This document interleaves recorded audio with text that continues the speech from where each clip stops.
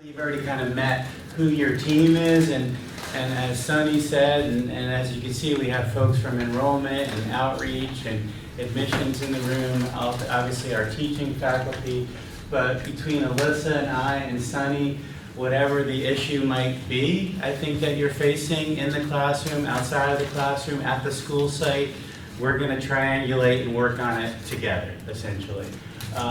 Unfortunately, our faculty coordinator position, most of you know Matt Kane, he dutifully served in the faculty coordinator role as kind of the go-between between kind of me as the dean and the school sites and you. So unfortunately, we weren't able to bring him back just kind of funding-wise. So I'm serving in that role.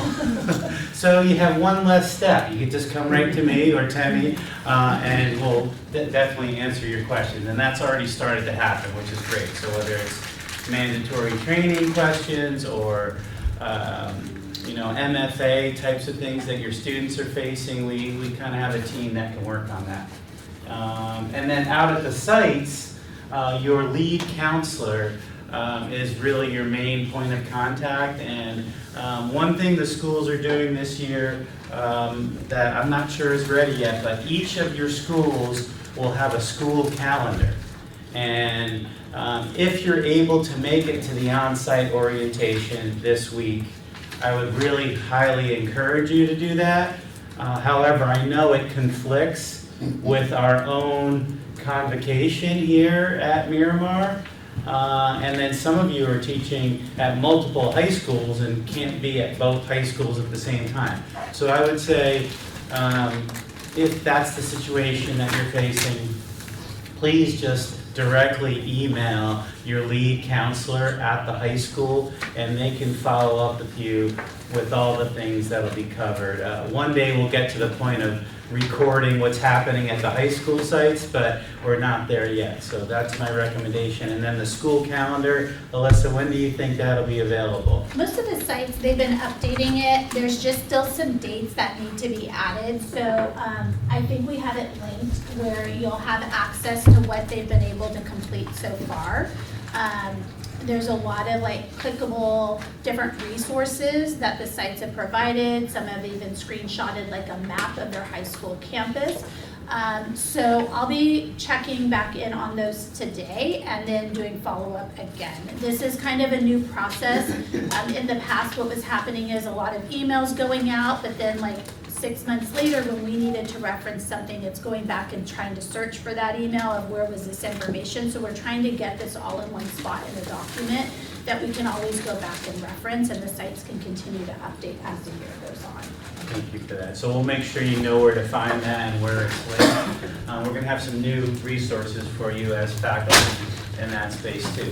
So a little bit about CCAP. Obviously, we don't have to go into a lot of detail, but really a way for students to access college courses while in high school, with the idea of expanding exposure to students who are college bound or who might not be college bound. So that's the unique thing about CCAP.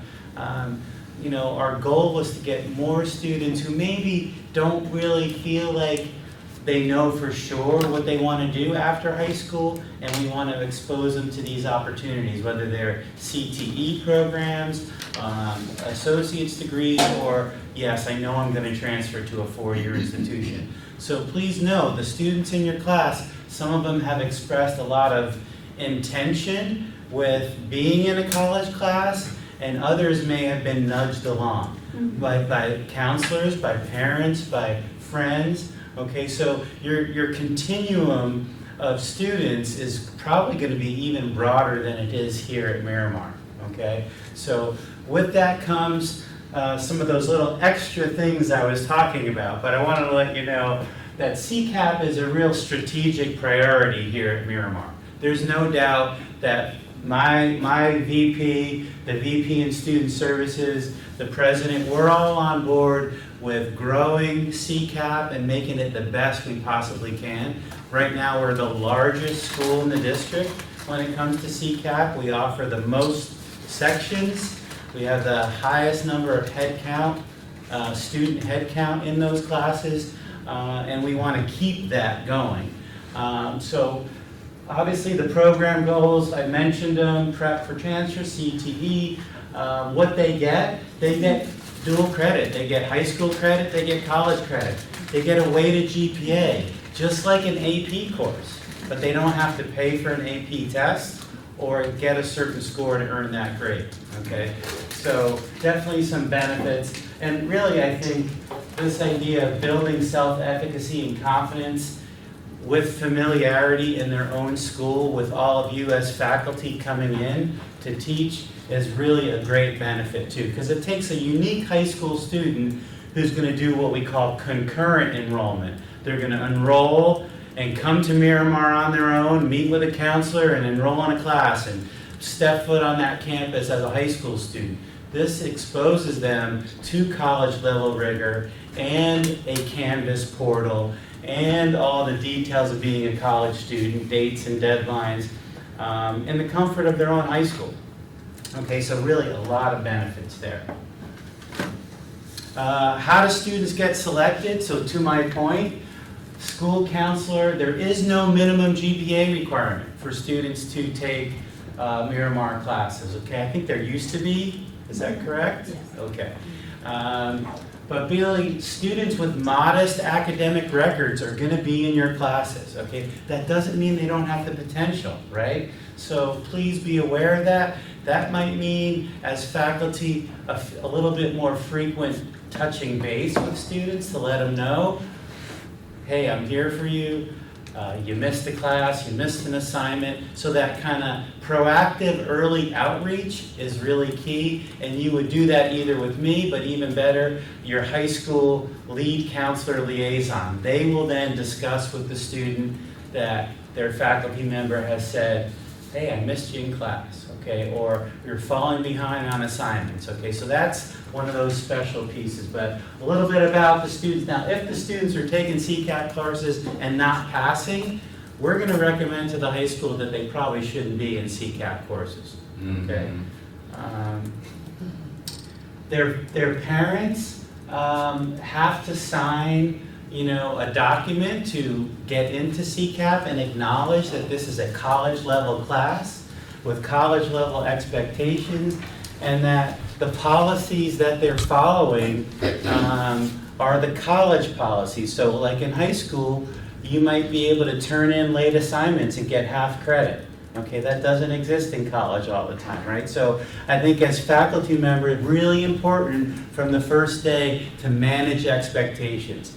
How about missed classes, right? Oh, I can't come to class today because there's an assembly, or my sports team is training, all right? That comes up quite a bit. I think it's important for students to know, if you decide, you're an adult mostly, to make the decision to go to that or do this, it's your responsibility to make up the work. I'm not going to reteach it to you. I'm not going to make extra time for you to come in and get that material. You need to catch up, okay? Now, if it's an ongoing problem where your full class is not available for something, that's when you let me know, okay?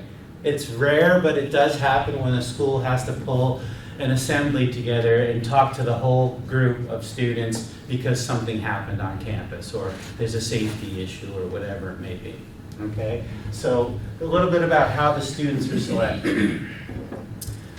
I'm going to pass it over to Alyssa. This is Alyssa's slide. We're talking a little bit about mandated reporter training.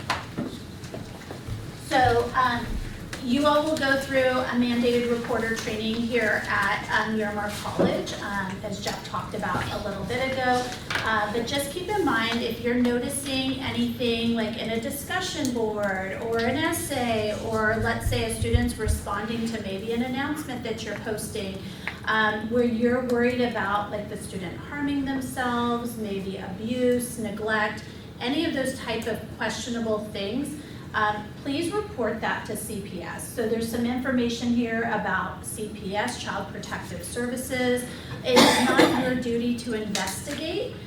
You'll just turn the information over to CPS. You are not obligated to inform the liaison, although it does help if you do update the school liaison, just so that as a district, we can implement supports and services for a student and maybe also ask some questions to see what's going on. Now, sometimes with CPS, there might be additional information you need to provide them, such as like students' phone number or address. You then may have to connect with the liaison to find that information out. But the CPS will let you know. So if there's ever anything questionable, just feel free to report it, and then they will proceed if they feel like the investigation needs to happen. So that's part of being a mandated reporter at your school site. And then, Jeff, am I good to move to the next slide? Okay. So we did kind of give some definitions for you here, for some of you who may not be as familiar with CPS reporting, and then the phone number, and then just some videos if you want to learn a little bit more about being a mandated reporter in addition to your training here at Miramar College. There's some links here with information as well that you all can reference. Again, information on mandated reporting, and then as a district at San Diego Unified, we have a policy called EP10, and this is a process in place that all of our high school counselors and middle school elementary have been trained on. But if a student is expressing self-harm, suicidal thoughts, harm to others, we have a process in place that's an EP10 process, where then the counselors go through different supports and steps to provide supports and services to the students. So again, that's where it's going to be really important that you're connecting with the liaison at your school site if you're noticing anything that a student maybe mentions to you during office hours, or in anything that they posted or submitted as an assignment. Textbooks also, so our expectation is that your books will be at the school site your first week. So Tammy did an amazing job this year getting all of the textbook orders in, and you all have done an amazing job submitting those orders and working with Scott at the bookstore to get your items in.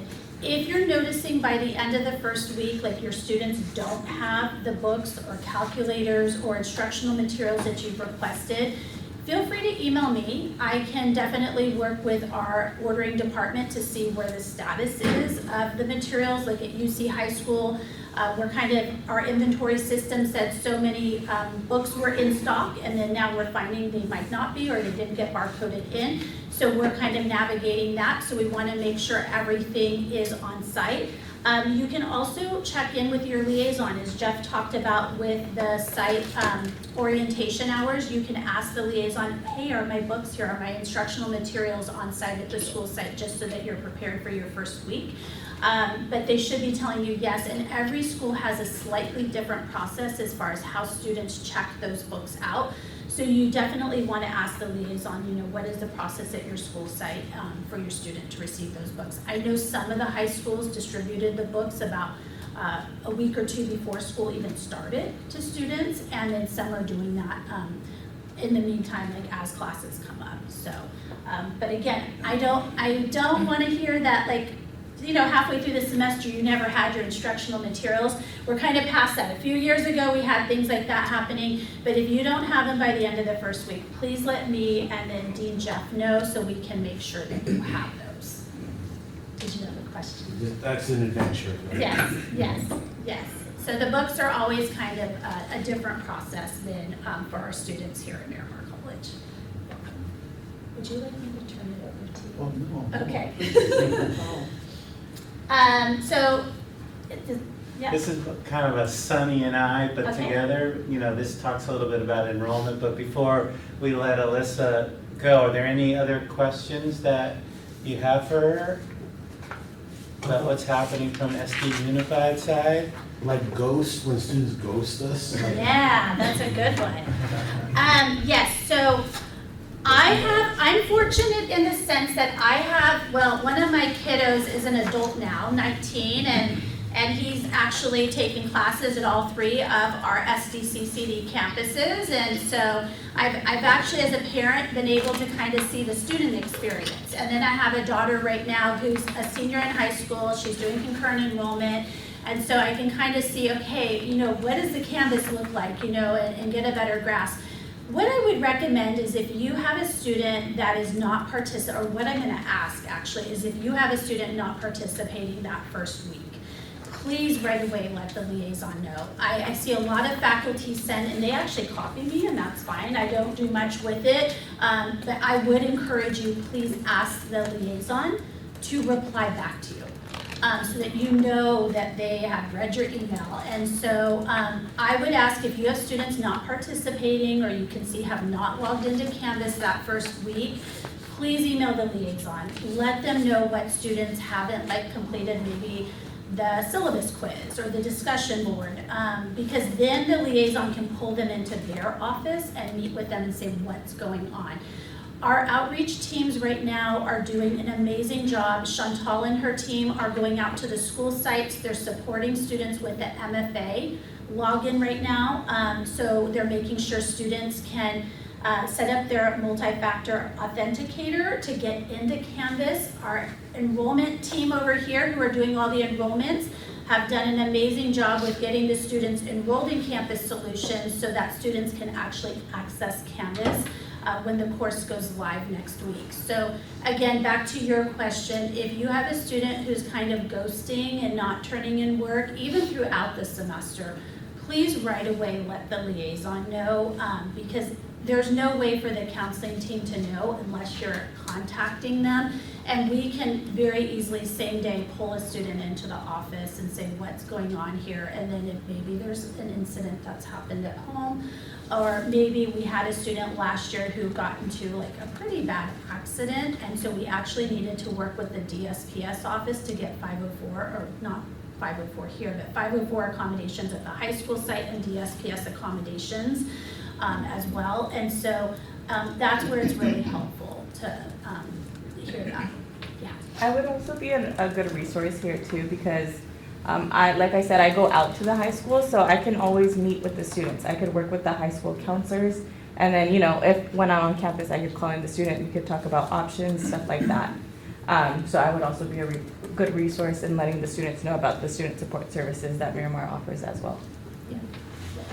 I would say over communicating is great too. Some faculty send more announcements than others.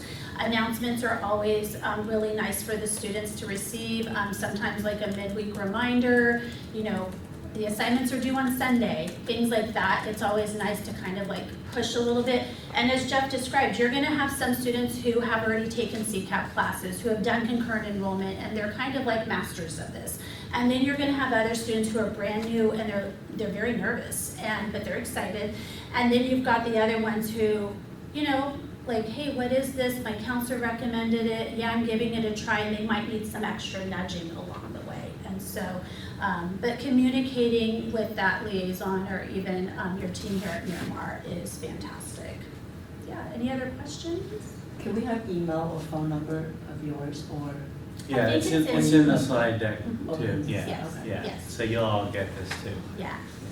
And then two other things I just wanted to share real quick, if it's okay. So there is this letter in front of all of you. This has gone out to all of our principals. So some of you may have seen in the media that San Diego Unified is trying to go more tech-free. And so all of our students have restrictions on their devices. It's not even our network, it's on the devices. And so YouTube was a source being blocked, as well as some other sources. And so all of the students who are in our student information system that have a college course, all of those restrictions will be lifted by Monday. So you will not need to worry about that. If you are encountering any issues or students are saying, I can't access this, please let your liaison know right away. Please let Dean Jeff and I know, because if I need to go back to our IT department, I will. I know how important YouTube is. I see my daughter watching tons of videos for her classes. And so we want to make sure you have access to that. But this is a letter that was shared with principals as well as with our faculty. And then the one other source is this document here is from our IT department. So I asked them for a job aid for you all, just to kind of make things a little bit easier. And so the first page is how to access our network. In the past, for those of you who have taught with us before, it used to be I-21 wireless. It's now it's called guest, SDUSD guest. So that's right here, you'll connect to that and just hit accept. And then you'll be on the network. That's how I actually access it too with my laptop, so I have the same access point as all of you. And then on the second page, how to connect your device to the box light. So our digital screens in the classroom, so it's telling you what cord goes to what. If you by chance get to a school site and there's not, let's say you don't have your own device that you like to take with you, or you prefer to use one from the school site and there isn't one in the classroom, again, please let me know right away. I have devices I can check out to, this, not to you per se, but the school site. So we should have devices in all of our classrooms for you to be able to provide instruction from. And then on the third page, it's just the YouTube internet filtering. So if there are additional, let's say, websites that you're noticing are blocked, it's how to unblock the website. So one thing your district office has been doing is Luke Menchaca at the district office has been working really closely with our IT department to provide person of interest accounts. So you all will have a San Diego Unified account. And so I believe that information is going out later this week, where you will actually have a sandy.net email address, and so it just provides you a little bit more access on our network. So that information should be coming out shortly. I just want to say thank you to everybody. Our students are looking forward to these classes. Dean Jeff and I have been meeting actually every day. And we've had to go back and actually tell some of the sites, like, you have too many kids in your class. We need you to remove 5, 10, 20 kids. And so the demand is definitely there with our students. And, they're really excited about taking these classes. You may have some students in your class also who are like, I didn't sign up for this. They did. Our articulation happens so early. So as you all start teaching your class, we actually start scheduling students in October for the next school year. So our counseling teams go out. So sometimes the kids forget, and also sometimes their parents say, this is a great class for you. And so, anyways, I just want to say thank you. And it's so nice seeing, all the returning faces, and we hope to have you all with us, next year or in spring. But feel free to reach out to me anytime. Okay,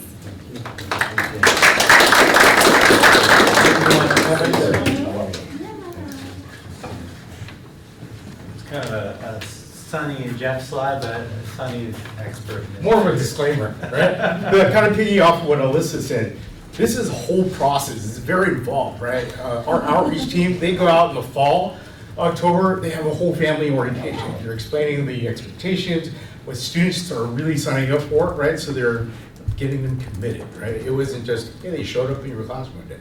But we do have those students. I never applied. I didn't put in a college application in. But sometimes they apply as early as 9th grade, they just didn't even know, right?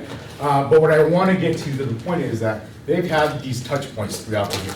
Even in the spring, our team comes out, they do all this enrollment support, they try to clear up anything that may be pending. So the goal is by the end of their spring semester, before they take their classes, is that they're enrolled, they got their applications in, and remember, they've got the college statewide application, the supplemental application, because they need parent consent on that.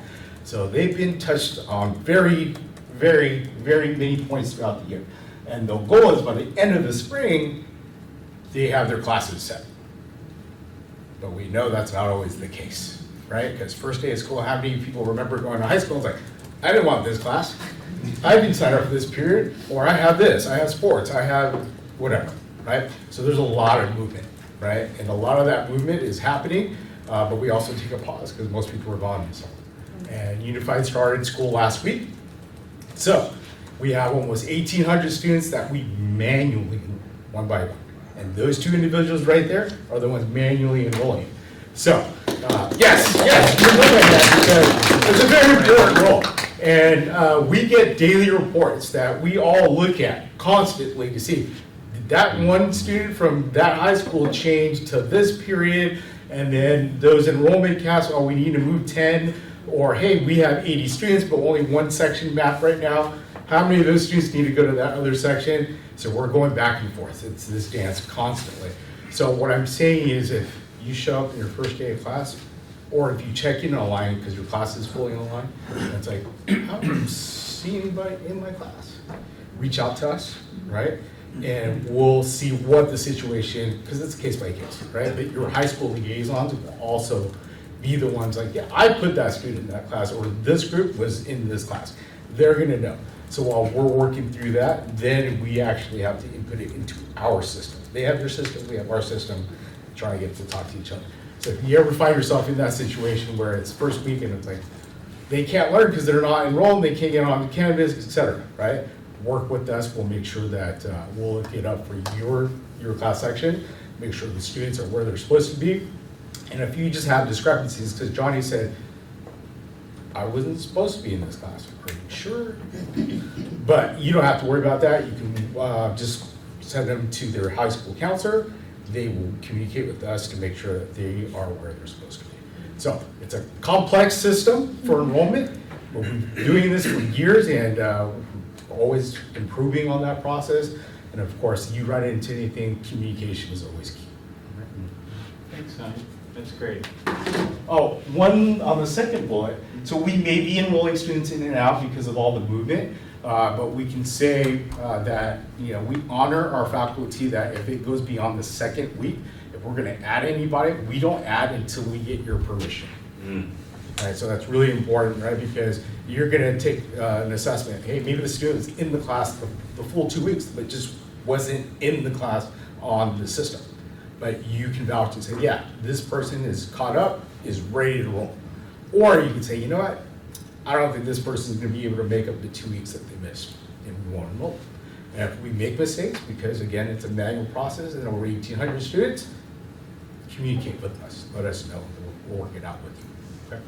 One thing I do want to add is you may have liaisons approach you and say, can I add one more kid or 2 more students? Beyond like what the cap of, let's just say a general class that's capped at 35, please connect with Jeff first, and because Jeff will connect with me. We only order enough instructional materials to the cap. So what that means is our ordering process is very lengthy. We can't just turn materials around in a day or two. It's usually, I would say, if it's in stock, 2 weeks. So that student that's being added late may not be able to complete your assignments. And so there's a lot of factors we have to take into consideration if we're exceeding the enrollment caps. And then we also have to notify our enrollment team as well. So what's happening, one more thing real quick, is the first 2 weeks of school, our students, San Diego Unified students have been in school now, we're going on 2nd week, so 3rd week is when the CCAP classes start. So these first 2 weeks, as Sunny's mentioning, a lot of roster rebalancing. I think we had over 900 students throughout our district added to CCAP classes since we came back from summer break. That's a lot. And so what we're working through is, although majority of students had enrollment steps completed in spring, some of these students are still going through having to do complete the CCC apply as well as their Adobe sign, that parent agreement, student agreement.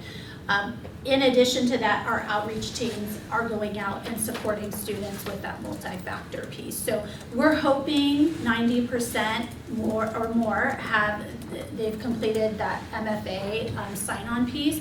But there may be some students who are struggling in your first week of class, like getting through the authenticator. If they are, please just send them to their liaison at the school site.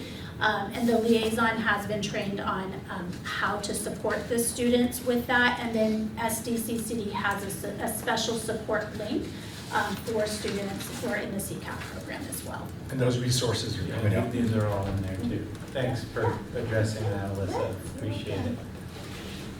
Okay, anything else? Okay. So here's important dates. These are pretty familiar to you. Start of the semester, add drop deadline, census deadline, withdrawal date. Clearly, communication with the liaison prior to the withdrawal date it would be great to know if students are in danger of not passing the course, but even earlier, like if they're not engaging in the first couple weeks, you know, we still have a chance to get them into a high school class if a college class is not for them, okay? But as several weeks go by, then there's not really a way for us to do that. Probably the most important thing for faculty, grades are due earlier. Final grades are due earlier, so note the grades due deadline of 12/19. And of course, the dates vary slightly based on your specific meeting patterns, but for the most part, it should kind of fall in line here. And then we've kind of talked about this already, but this is what some of the unique elements of teaching CCAP. We've talked about it, regular communication. So I put a little list on the side there, probably some of the biggest things.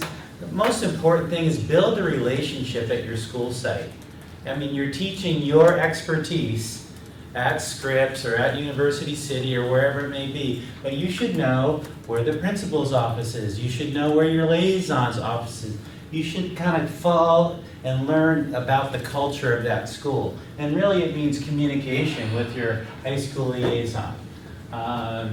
Concerns about your students, right? I mean, I would say, you know, you should touch base with your liaison at least every 2 to 3 weeks throughout the course of the semester if you have any concerns about your students. So that way we catch them early, because I think if we don't catch them early, then it just kind of goes down a tricky path both for faculty and for students, okay?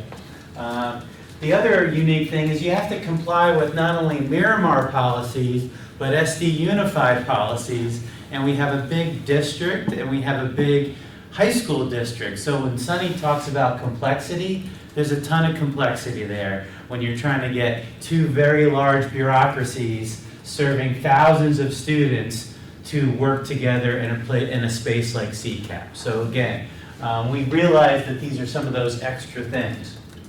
And then FERPA. FERPA applies to high school students even though they're under 18. So their educational record is their property and they have to give permission for any of that information to be released to their parents. And in the past, we have had faculty receive emails from parents of students. You do not need to respond to those emails. If you get them, refer them either to me and or the liaison so that we can have a conversation with those parents as needed.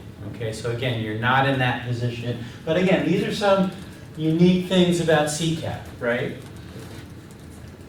And we've already talked about proactive early alert, okay?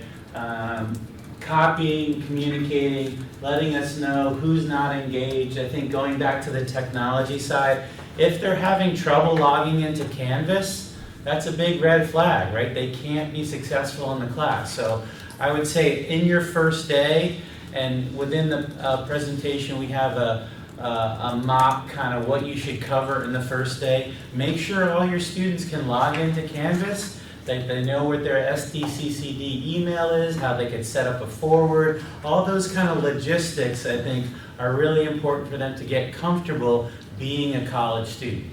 Okay, so that's another good flag. If a student saying, I can't get into Canvas, or I'm having trouble with my email, those needs to be resolved immediately. And it's not on you to resolve them other than to get that student to their liaison, notify me, fill out, the form that you need to fill out. But I think the other piece is make sure your classroom is set up how you want it to be. Okay, if you can't attend the site orientation that's happening this week, I would go to the school site early next week and see if they can get you into that classroom so that you can make sure you're comfortable with the box light and your own equipment. Okay, so again, that's kind of on you to make sure that those things are in place for you.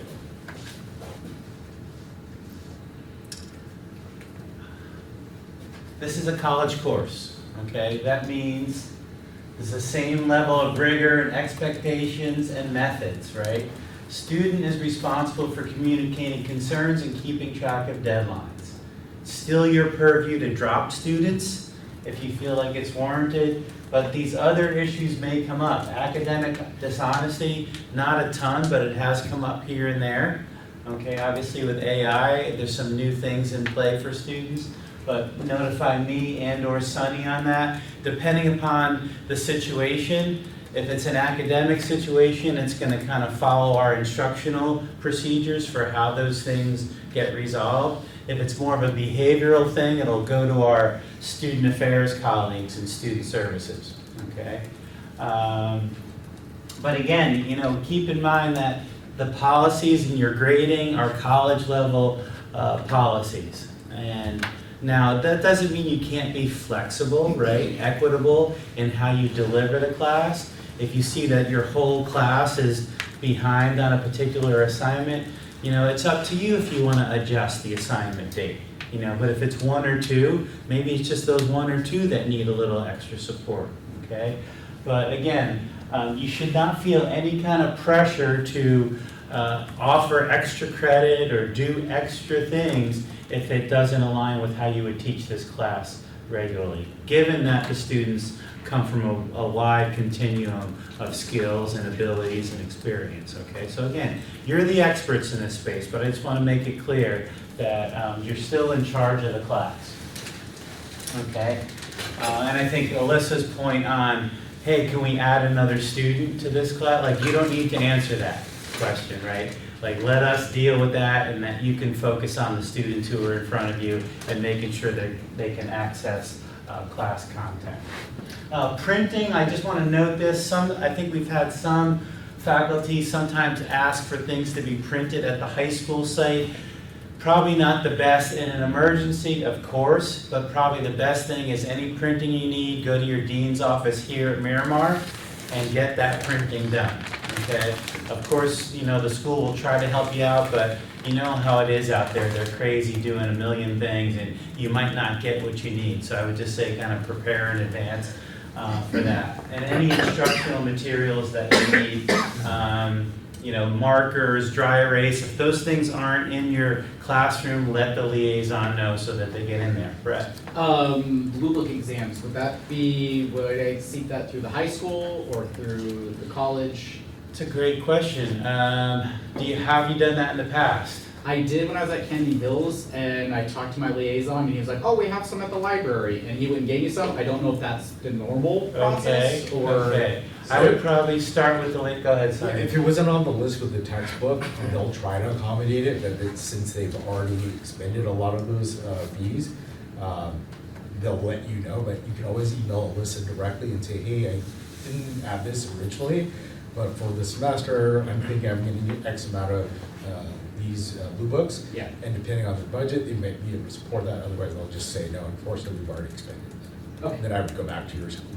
Cool, thank you. Worst case scenario, we'll get some for you, right? If the school doesn't have them, Yeah. dean's office will figure it out. Yes, sir. Jeanette always has a supply of blue books. Which I do have some stocked in my office for just in case. Yeah. But I was just thinking for all of this CCAP. Yeah, that she's kind of kept a Hooked us up. supply, so if you ever run into stuff. Cool, thank you. Student issues. Let's talk about absences again. So I mentioned it early on. Student says, hey, I can't come to class today because my team has got an athletic event, or, you know, I'm in band and we have an extra rehearsal. Again, I would call them to make the decision, like I said, and it's their responsibility to make up that class. However, I'd like to be notified of those situations as they arise, so just shoot me a quick email, because I've heard that, you know, lost instructional time is something that we need to keep an eye on in these CCAP courses, okay? So I'd like to know the frequency and the amount of time that this is happening. And what I would recommend, and I've talked to the VP about this, is all of you, even if you're predominantly in person, some of your class is TBD, and that's where the Canvas shell portion comes in. Build in some extra modules there just in case you need to deliver, or students need to get that instructional time back, okay? So if, God forbid, there's a major safety issue on the campus and the entire school has to leave for the day or get pulled out of class, that you have some backup instructional materials available for the student, okay? So I would just say that as a given, if it's a big event like that, I'm gonna hear about it, But please let me know, if the morning announcement is impacting your instructional time, if it always falls in your class, or if something else is happening on a frequent basis, because I want to catch it early and get in touch with the school and say, this is a problem. Some of you are nodding, so I think you're familiar with this. The Pledge of Allegiance is Pledge of Allegiance? first period every day. Okay, so you're losing what, 30 seconds? Well, then they have their traditional morning announcements and stuff. Oh, that's right, you're calm. Yeah. Okay, so keep an eye on that, Ryan. Like, I'd like to know, is it a minute? Is it 3 minutes? Is it, that way, we can at least talk to the school about it. Okay. And one more thing, Yeah. because I know this has come up a lot, and I know you guys did some talking to like our department chair and stuff over the summer, because we brought this up quite a bit, and I just want to reemphasize, appreciate the work to try to cover that gap. But really, we have 2 hours with our students the entire week.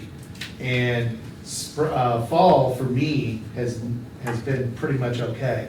It's the spring, because you're dealing and you're competing with those AP exams. And then obviously the kids are starting to check out, they've got prom, they've got and I don't like being in a position to take things away from the students that they've been working for, like the fun stuff. But I've always been told, and this is my 4th or 5th year doing this, and AP we come first, and that is not the way it is in class, because they've got field trips, they've got sports things, and I'm cool with it. I'm like, I don't want to take that away from you as long as you're going to make up the work. Right. But the AP one is the one that you can't compete against. That I lost entire classes last semester because they were off taking tests. Yeah. And I'll just add, I don't mean to, but you talk about the different types of students that are in these classes. My experience has been, you got the overachievers. You got the ones that are like 4.0 and they're applying to all this stuff, and they like the Taking weighted every opportunity. GPA, and they're taking AP government and they're taking my political science stuff. And I'm fine. I mean, if that's gonna help you and you can do it, it's legal, then Right. go ahead. But I lost half of my class during my finals week.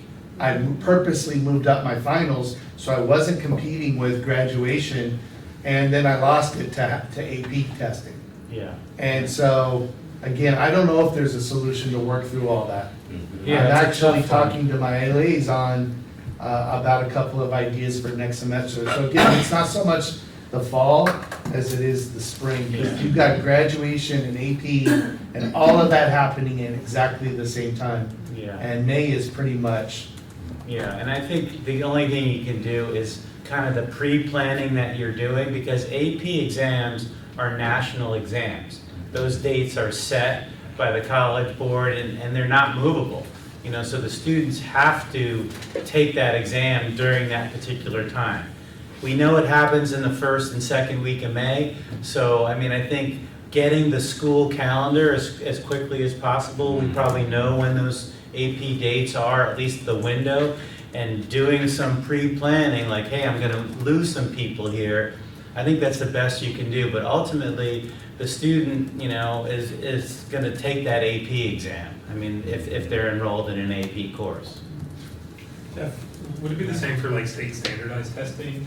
Same thing, Yeah. California does the, Yeah, I had they switched my schedule, so I had to teach 2 classes at the same exact time, same exact day, and I was like, how am I supposed to do right, that? So- right. Or like we'll see a split of the senior students in class, but then the underclass students are in their state standardized testing. 50% class attendance rate. Yeah, so that comes up, and I think the state has its testing, and then we have the AP, but to your point, obviously you can't be in 2 places at once. Well, I ended up switching with her, like she ended up subbing for me or something. that Right. day. But I had to take my sick leave to do it, you know what I mean? It's like, someone had to be there for the Yeah. kids. And the schools, like, are you at Scripps? Scripps Me? Ranch? No. Merriman Center. Okay, because Scripps has a really wonky schedule. They have some late start days and some early start days and long days. So, when there's a schedule change, it wreaks havoc. So again, you as faculty don't have to accommodate those kinds of last minute changes, but they're supposed to give you notice. And they're supposed to give me notice. So again, that's why I want you all to communicate with me as those things come up. And I will look at all the school calendars as they come out and remind you all about these dates so that maybe you can do some pre-planning. But you know, those things are going to happen last minute. But again, this year we had a couple of things come up that, you know, we don't expect you to, you know, all of a sudden go from teaching Monday, Wednesday to Tuesday, Thursday. It's just not realistic. Question? Yeah. All the rules, like, because I'm in like class certain times and it's not all 3 hours a week, but for absences, like, as to say, if the student doesn't turn in the work, the same rules apply as an absence, is that, like, because, I don't know, the same rules apply like at Miramar, right? Yeah, For an online You're in course, charge of the CCAP. class, you run the class the way, as long as it's written in the syllabus, exactly. Okay, got it. Okay. All right, I'm glad we're having this conversation. Sonny? So just, again, to reiterate, that first orientation meeting that you have, hopefully, they will cover all these things that you can expect, like for fall, the great shakeout. Right? That's one of the things that, you know, just happens to be there, the nationwide, that's what we participate in. But really work with them to get that as much as you can. And like Jeff said, if there are any surprises, do let us know, because we want to address it sooner than later. And for the most part, we've done that. We finally, after many, many years, aligned our spring break. And sometimes we have these one-offs, but that was a recurring issue and challenge. But yeah, back to the testing, the more that we can plan ahead up front and get to know your liaisons, that communication is always great. Not required, but if you ever subscribe to their social media, their listservs and things like that, the school will provide a lot of announcements. They will also send announcements to our CCAP faculty most of the time. But sometimes they do forget, like, oh yeah, this is what we would send out to our school. But if you subscribe, then you would get that notification as well. So, because if you're not, or if they don't have one, depending on your site, you only get it from your liaison, and sometimes they don't have those multiple mechanisms to be able to do that. So find out what those communication plans that they have, what platforms they use for your school site, so that you can be part of that as well. And for those that taught in the past and are teaching this year, for two of our schools, Mira Mesa and Canyon Hills, they've now switched to a block schedule. So if you're used to like your 15-minute classroom periods in the past, I would take a closer look at your schedules this year if you're teaching at those two schools, because they have now changed to a block schedule, which allows us to extend your instruction period for those two school sites. Great, thanks, Sonny.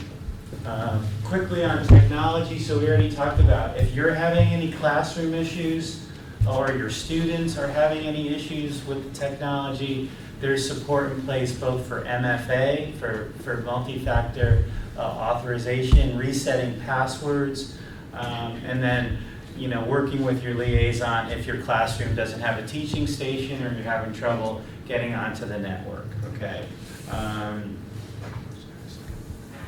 Here's this is all kind of in your packet, but how to connect to Wi-Fi, it's in the handouts in front of you. The SD Unified Technology Guide, which Temi printed out for you all. And the other new resource is that I've created or kind of repurposed and revised a Canvas course shell that Sonny created for CCAP instructors a few years ago. So I've been updating it.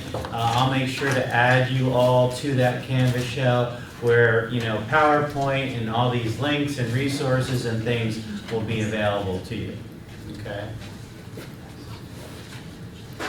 And this is the faculty action required. Again, check any special websites that they're not blocked by SD Unified. And that's that process where you're going to use your person of interest login when you get it from Unified, your employee ID from Unified, and you'll be able to unblock YouTube or any particular websites that you'll be using in your class. Okay, so that's kind of all that prep work. And then student support resources for students. So if students are having trouble with their login or password, that link will get you to the student support form, and that's what students will fill out. And the school district, our district is checking that form twice a day in the first 2 weeks of the semester. So any students who are having those problems, I would say direct them to that support form. They could get help with the temporary password, resetting their MySDCCD, MFA, all the login pieces, okay? Response time, it should be pretty quick. So they're, like I said, they're checking these twice a day. But again, if your students are saying they have this problem, I would say address it as quickly as possible, right? We want them to get into their account, be able to access Canvas and do the work that they need to do to be successful. We don't expect you to troubleshoot it, but direct them to the form and keep me posted if you're not hearing back on a resolution. Okay, this is what it looks like once you go in there. We don't have to go in a lot of details on that. This is the other one that Sunny was mentioning. So all of our high schools, if you go to this link, you can sign up for their emergency text message platform. So I've signed up for all of the school sites that we're associated with at Miramar, so I'll get whatever you get. So now again, this won't cover the more basic things like assemblies and what's happening, but this will tell you if there's a safety alert, a power outage, whatever it might be happening on your campus. Okay, so I would recommend signing up for those. Quick faculty checklist, obviously syllabus is your contract. I think the thing I want to emphasize is that school site calendar. I'll make sure it gets updated and that you have that so that you can review it. The faculty checklist is something that you and your liaison can go over together. Basically, if you wanted to, you could have your high school counselor liaison come into your class and give a quick 5-minute presentation like, hey, this is a college class. I'm Brenda, I'm the counselor here at the school. If you have any problems, come see me. So, I mean, lots of opportunities for you to build relationship with that high school counselor. And Tammy did a great job linking the bell schedules of all of the sites in the PowerPoint slide here coming up next. Or actually, this is more early alert. So I'd say check in every 4 weeks if you can. That's a good kind of guideline. And then here's the orientations happening at campus. As you can see, we've got one tomorrow at Scripps Ranch that doesn't conflict with convocation, but the other 3 do. So we are going to work. I'm going to work with Alyssa next year to try to get our school sites to not do them during Miramar's convocation on Thursday. But as you see, they're all in person. If you're teaching online for University High, you can just go to the Zoom link for the online orientation. So they split theirs, in-person instructors and online instructors at University High. Okay, and there's also flex number there. I wanted to share this digital notebook. So I'm going to escape from here real quick. So this is the digital notebook. Every student gets this, okay? So this is kind of their guide to what is CCAP, but what I wanted to share with you is the benefits of the college course, what course options they have, but high school versus college. So several faculty have said, I know it's hard to read. How do I make that? Maybe I'll make it a slideshow. There we go. Several faculty have said, I don't know if my students realize this is a college level class, but they're getting this kind of information that say, hey, in college, you know, this is what college professors are like. Here's how the time that you have to spend to be successful differs from high school to college, okay? So a lot more responsibility on the college side. But again, are students reading this? I can't promise that they're reading it. But if you ever have a conversation with a student about that, you can direct them to the digital notebook and say, hey, I know it's covered here, okay? Why do I have to prioritize my CCAP classes? Okay. What if it's not working out for me? And then all the steps to get through Canvas, their email, forwarding their email, getting into their portal, accessing all the information about their transcript. So that's what you can find in here, more Canvas. MFA, so that same MFA support link that was in the slide deck is also here for students. And then quickly on tutoring services, Donnie Tran is our faculty coordinator for tutoring. He's already been in touch with all the sites that you teach at. 2 of our schools, I believe, want some tutoring in place. I don't know, it might be your class, Jason, is it? Yeah, so Jason's gonna have some math tutoring going on. And then I think we have some political science tutoring going on also. So as we leave it up to the sites, we tried a little bit of it last year. The in-person tutoring, not a lot of success. The Zoom tutoring, even less success. So again, if you feel like tutoring would be helpful in your class, let Donnie know and we'll try to get something set up. We're going to give it another go this year. Okay, and then I should probably get back to my other slide deck because I want to talk about DSPS really quickly. Okay, so digital notebook I shared with you, Donnie. Here's the link to welcome to your first day of dual enrollment. So it's a good guide for you all if you're new to dual enrollment of how to run your first class, okay? And explaining, how to get into Canvas and how to do all the things. The faculty resource handbook, this is from our district. It's from 23-24. It's pretty dated. So if you've been here a while, but there's some good resources, just general teaching resources in there for faculty.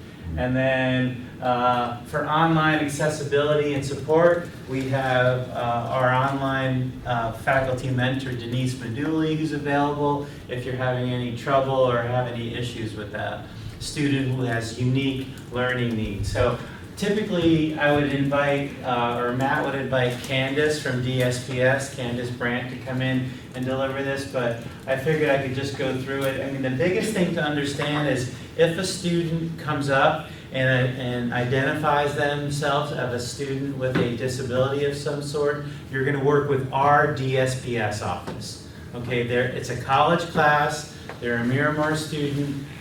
We will deliver the accommodations to that student that are approved. Okay, so all you need to do is email the general address, but if you wanted to, here's a syllabus statement. Most of you probably already have a syllabus statement about this in your syllabus, but maybe just making a statement in the first class is any of you, are on a 504 plan or need special support in this class, come see me after class. And then you can kind of basically hand that student over to DSPS and they'll take it from there. And you will, once they get through that process, you'll get a letter identifying that student just like if you were teaching here at Miramar. So it'll be the same process.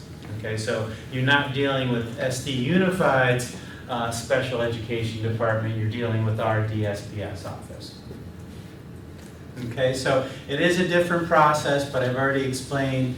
I think the biggest thing is that high school students need to realize, the curriculum is not going to be amended. If you're a student with unique learning needs in high school, there might be shortened assignments or a modified curriculum, and those things typically do not happen in a college level course, but the most common one is extended test time. Like I need extra time to take an exam. So if the whole course is getting an hour, I might get an hour and a half to take that exam, okay? But again, you don't need to go into these details, but it's all available for you here. Again, best practice is early alert, communicating often about it. And then here's Candace's email and DSPS's email. And then here's all of our contacts. So me, Temi, the general Miramar email address. Sunny, that comes to you, right? The general email goes to our outreach and our admissions team. Okay. So do you recommend faculty use that or more email direct to us? I think if it's more for students that have general inquiries about their specific situations, you could have them use that one. But as a faculty, if you're running into issues, it's best that you reach out to one of us so that we can filter and get it to the right person. Wonderful, thank you. Oh, bless you. And then these are all the SD Unified contacts. So you want to know who is my liaison at Canyon Hills, formerly Sarah High School? It's Margarita. And Richard is the instructional coordinator. So, and then you got Kim and Audrey at University City. You have Justine and Sarah Beth at Scripps. And then you've got Megan, Jessica, and Tarina at Mira Mesa High School. Okay, along with links to their bell schedule, so you can see it. So remember, the bell schedule at the high school is most likely going to be a few minutes off from your schedule in Campus Solutions. Okay, so most of you veterans are familiar with that, but just make sure you check, the high school bell schedule, because it could be starting a few minutes earlier than what shows up in Campus Solutions, or a few minutes later. That's to allow for like the 10-minute passing periods that the school has, and that we also have in Campus Solutions, right? Our system can't do anything but 5-minute increments. Oh, that's right. Yeah. That's right. So definitely check that on your courses, but those are all your contacts. And yeah, I think that's it. Questions? Follow up? Yes, The Brett. slide deck will be sent out after this? Yep, Perfect. yep, and it'll also live in the Canvas shell, so you'll see it in the Canvas shell also. But yeah, we'll get it out real quick so that you can take a look at it before classes start next week. Okay, question. Yeah. That student digital notebook, Yes. where do they have access to that? Was it given to their sandy.net emails, their SECCD It was ones? their sandy.net emails, exactly, yes. Yeah. Just on that point too, real quickly, sometimes you'll get students, I can't get, or my Canvas isn't showing your class. Also remember, they have their own unified Canvas as well. And sometimes students don't think, well, we're a different system, you need to log into that system, Canvas. But they should have received that through their own system, their parents should have received it, and they also should have attended the orientation that we do in the fall to kind of go through that in more detail. So they've had multiple touch points, but for whatever reason, there are students that forget, slip through the cracks, or join later, right? So you have many resources, and when in doubt, they can always connect with their counselors directly, and we also have a college counselor that can provide college level support on site for them as well. And you can also grab that link to the digital notebook and put it in your Canvas shell too. That's another way to do it. Any other questions, comments, things that are left remaining for you? Okay, We have full academic freedom, but just be smart, right? of Don't be course. too controversial, be smart, yeah. Yeah, maybe a quick mention of that. We had a couple of students talk to us about the content of their classes, and that if we were talking about DEI issues or sensitive topics that are in our world today, they have to realize that they're in a college class, and a college class is going to challenge them to think differently and expose them to different worldviews and perspectives. And I think some of our faculty actually have a letter that they want students to sign to say, hey, you're coming into a class that's going to talk about difficult, weighty, controversial topics. If you're not up for that, then you probably shouldn't be in this class, okay? So yeah, I think the readings that you select, again, knowing that our students come from all different types of communities and backgrounds, it's important to let students know that, we're teaching you analytical skills and communication and problem solving by getting you to think about, read about, and expose to topics that maybe you've not heard about before. Okay, so I mean, I think if you frame it that way, it's really helpful, but that won't prevent maybe, a parent emailing here or there. Okay? All right, well, thanks everyone. Have a great semester. I really, really appreciate it.